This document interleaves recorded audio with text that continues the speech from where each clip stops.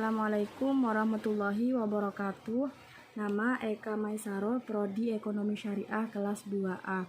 Baik, saya di sini akan menjelaskan tentang manajemen organisasi. Manajemen organisasi ini terdiri dari dua kata, yaitu manajemen dan organisasi. Manajemen sendiri berarti pemrograman, cara ataupun perencanaan terhadap sesuatu. Sedangkan organisasi merupakan suatu perkumpulan dengan tujuan tertentu, sehingga jika digabungkan maka manajemen organisasi adalah suatu perencanaan pada suatu perkumpulan untuk mencapai tujuannya.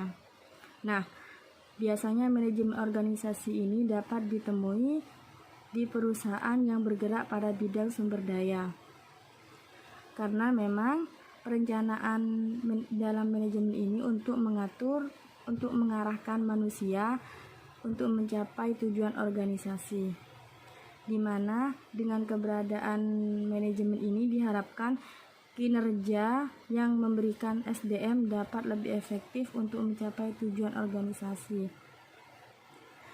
Nah, dengan keberadaan manajemen ini juga lebih diharapkan dapat membentuk kerjasama yang baik, sehingga tujuan organisasi lebih cepat tercapai. Nah, adapun fungsi manajemen organisasi, fungsi dari manajemen organisasi ini terbagi menjadi beberapa tahapan. Yang pertama, planning, yang kedua lead, yang ketiga controlling, yang keempat organizing, yang kelima motivasi, yang keenam staffing, yang ketujuh time management. Nah, yang kedua ini sumber daya manusia. Nah, manajemen sumber daya manusia ini adalah upaya perusahaan untuk mengelola sumber daya manusia yang dimiliki dalam rangka mencapai tujuan perusahaan yang telah ditetapkan. Target perusahaan ini tujuan utama suatu pekerjaan yang dilakukan oleh karyawan. Ada beberapa fungsi yang bisa dijadikan acuan kerja manajemen sumber daya manusia. Yang pertama, perencanaan, yang kedua rekrutmen, yang ketiga fungsi pengupahan, yang keempat penilaian kinerja, yang kelima pelatihan, yang kelima pelatihan dan kemampuan manajemen, yang keenam keselamatan kerja, yang ketujuh pengelolaan tenaga kerja. Nah, dengan semua fungsi ini apa tujuannya? Salah satunya adalah sistem kerja yang dimiliki perusahaan hingga ke titik paling optimal dan menciptakan bentuk kinerja yang produktif untuk semua orang dan mendukung perkembangan individu setiap talent.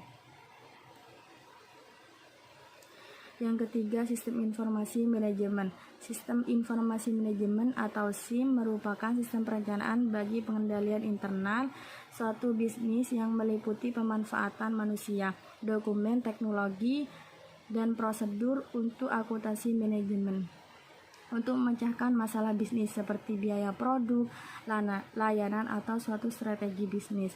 Sebagai sistem informasi yang digunakan untuk mengambil keputusan, mengkoordinasi, mengontrol, menganalisis, serta memvisualisasi. Keempat, manajemen keuangan. Manajemen keuangan pada dasarnya ialah segala upaya mulai dari perencanaan, pengelolaan, penyimpanan, dan pengendalian aset maupun dana perusahaan. Segala aktivitas harus dilakukan dengan seksama, teliti, dan harus hati-hati. Dan hal ini difungsikan untuk mengurangi risiko yang akan terjadi. Ada beberapa hal yang menjadi alasan mengapa manajemen keuangan sangat penting untuk diterapkan di sebuah perusahaan. Itu karena terdapat tujuan utama perusahaan ketika menerapkan manajemen ini, salah satunya adalah menjaga agar arus kas tetap lancar. Nah, fungsi manajemen keuangan ini juga dapat menjadi acuan perusahaan terkait keputusan untuk memilih sumber pendanaan yang efektif dan efisien. Yang kelima, manajemen pemasaran. Manajemen pemasaran ini adalah analisis pemasaran, implementasi serta pengendalian atas program-program yang dirancang untuk menciptakan, membangun, dan menjaga pertukaran. Nah, tentunya yang menguntungkan dengan sasaran pembeli guna mencapai tujuan suatu organisasi atau sebuah perusahaan. Yang keenam, di dalam etika bisnis Islam. Nah, mempelajari mengenai kualitas moral, kebijaksanaan organisasi, dan mengenai konsep umum serta standar untuk berperilaku moral di dalam bisnis Islam. Nah, etika bisnis Islam ini adalah etika terapan yang merupakan aplikasi pemahaman kita apa yang baik dan apa yang benar untuk beragam institusi. Nah, teknologi, transaksi, aktivitas, dan usaha yang selanjutnya disebut sebagai bisnis. Nah, prinsip etika Islam ini sangat mengendalikan nilai-nilai di dalam Al-Quran. Nah, nilai dasar ini dalam etika bisnis Islam memiliki prinsip yang berasal dari ajaran agama Islam. Yang pertama, tauhid. Yang kedua, adil. Yang ketiga, hendak bebas. Yang keempat, bertanggung jawab. Yang kelima, kebenaran. Nah, tujuan bisnis Islam itu yang pertama, membangun kode etik bisnis yang islami. Yang kedua, menjadi dasar hukum. Yang ketiga, menyelesaikan perselisihan. Dan yang keempat, meningkatkan ukhuwah Islamiyah. Cukup sekian penjelasan dari saya, kurang lebihnya mohon maaf. Wassalamualaikum warahmatullahi wabarakatuh.